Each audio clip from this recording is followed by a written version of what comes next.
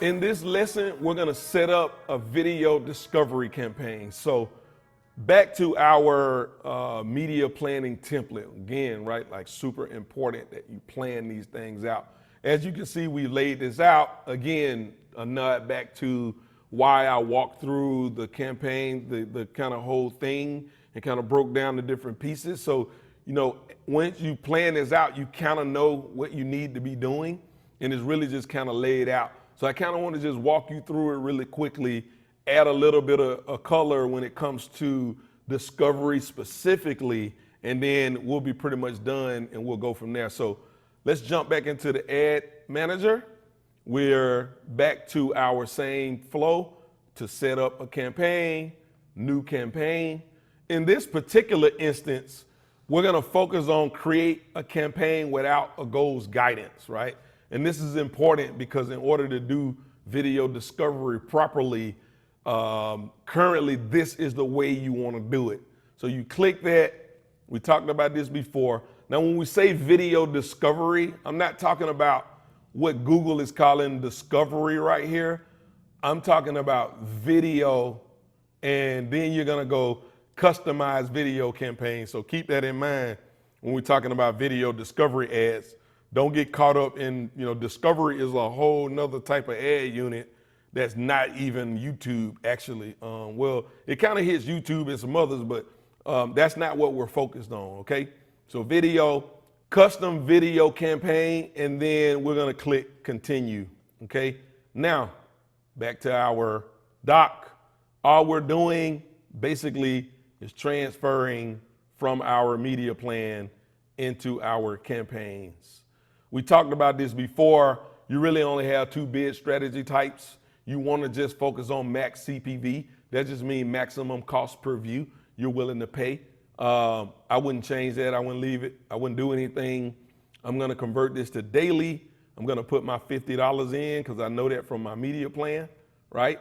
We also know that we only want to focus on videos as well. We want to keep the US like before. We want to keep our language the same, like we saying. Like most of you in your ad account, you're never really gonna probably change these particular things once you decide that that's what you want to do. Again, I like expanded inventory. We talked about that already. I still do the same. Check these two, uncheck that one, as you can see on the screen here. And then under these additional settings, again, we're gonna not do TV. So we're gonna uncheck that right there. And now all we're doing is our targeting, right? So when it comes to discovery ads, placements is not what you wanna do. It's really, really difficult to run video discovery ads as placements, primarily because these are the types of ads that when you're watching a YouTube video, you see the recommended videos down the side. That's what this ad unit is. And if you only are focused on very specific videos or specific channels, it's really hard to get a lot of impressions like that. And it's really hard for these ads to serve. So your primary role with this is gonna be either remarketing, or you're gonna be doing top of funnel, you're gonna be doing like keywords, basically. That's gonna be primarily how you're gonna run this type of ad unit, okay? Now, we just basically laid it out to do keywords. We're gonna focus on that one keyword again, like we talked about. So we have that in our description here. We have, actually, where did I put that? Oh, here you go. In our notes section, sorry about that. So we have this in our notes section. We're gonna copy that keyword. We're gonna go to our ad campaign. We're gonna put that keyword there.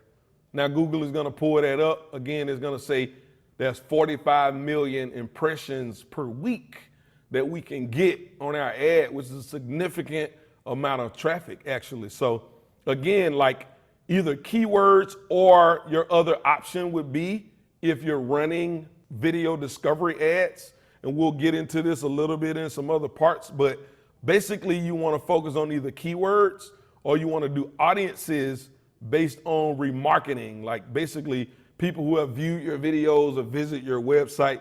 That's kind of the main mechanism for the most part most of our video discovery campaigns are middle, bottom of funnel. We do some top of funnel with keyword, but mostly it's remarketing. And so when you have those audiences set up, remember we set up our website audiences. You can see them all listed here. You can select those audiences based on how you want to hit those people. So that's going to be primarily what you want to do with this type of ad, okay?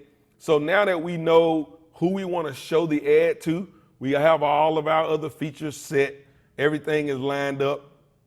All we want to do now is we're going to pick our bid. Now, this one is probably a little subjective. You got two schools of thoughts. One might be that you bid low and then you raise it to get your ad to serve.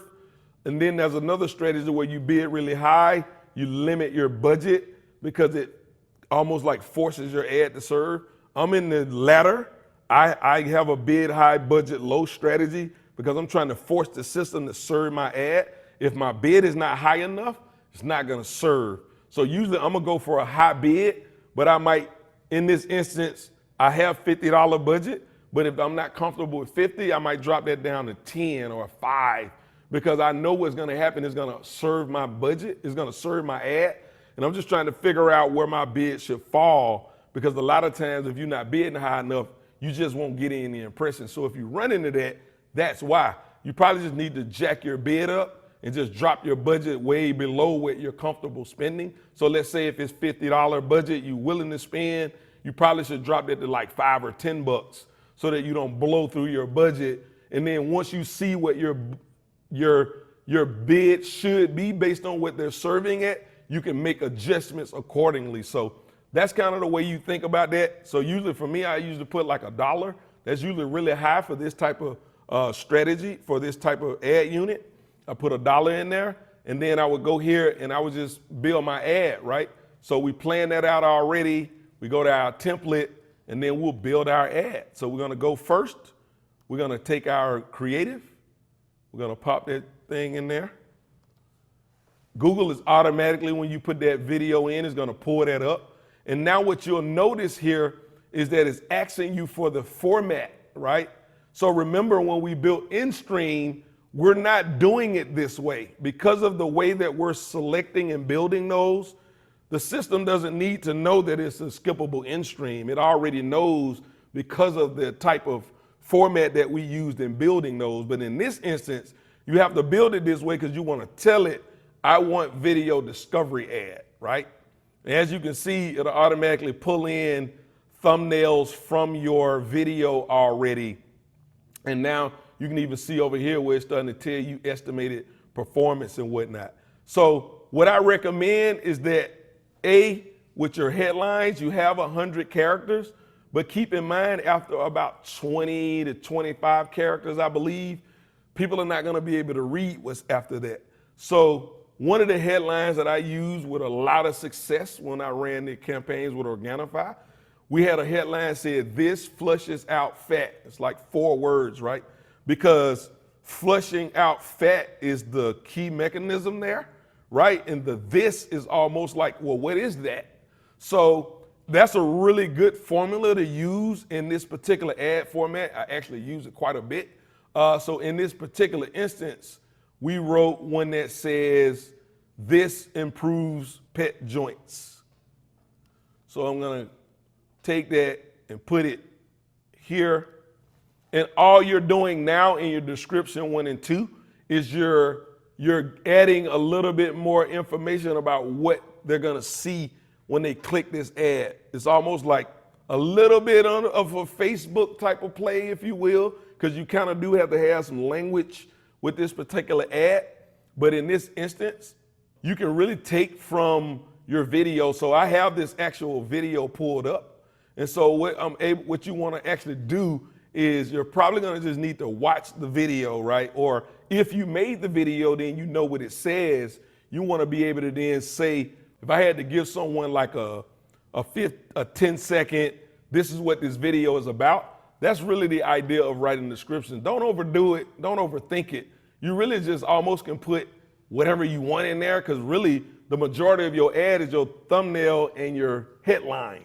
So most people a lot of time won't even see this description as you can see here on this preview over here, on a mobile device, they're not going to even see the description. On the desktop, they're not even going to see the description most of the time. But, you know, just as some color, that's kind of what we do. We just kind of like, you know, figure out what the video is about and then try to do that. So this is an unboxing video, right? Because we're using a influencer's content that we convert into an ad, and we just, hey, watch us unbox doggy vitamins and see how my pup reacts to the taste, right? Like, ain't nothing special about that, to be honest. It's just kind of like you have to have it. It's like you can see here is required, or you're not going to be able to finish building this out. But again, don't overthink it. It's 35 characters in each description. It's really just designed, you know, what is this video about? Really, more importantly, use the formula for writing your headlines. And then the thumbnail is something that you want to take into consideration and pulling from your video, which is something we can touch on at a later time. But that's pretty much it. That is your process for setting up a video discovery ad. So at this point, your action item, go ahead and go and set up your first video discovery ad, and I'll see you in the next lesson.